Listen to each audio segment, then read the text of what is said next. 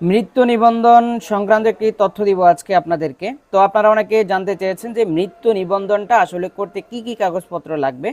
যেই ব্যক্তি মৃত তার প্রথমে জন্ম নিবন্ধন কার্ড আপনাকে দিতে হবে, অর্থাৎ ডিজিটাল জন্ম নিবন্ধন কার্ড, যেই কার্ডটি অনলাইনে রয়েছে সেই জন্ম নিবন্ধন কার্ডটি দিয়ে, অর্থাৎ ওই জন্ম নিবন্ধন কার্ডের নাম্বার দিয়ে আপনাকে করতে হবে মৃত্যু নিবন্ধনের আবেদন।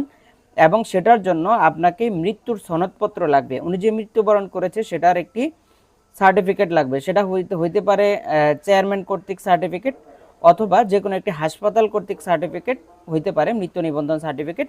এই দুইটা হলে কিন্তু আপনারা যে মৃত্যু নিবন্ধন সেটা করতে পারবেন খুব সহজে।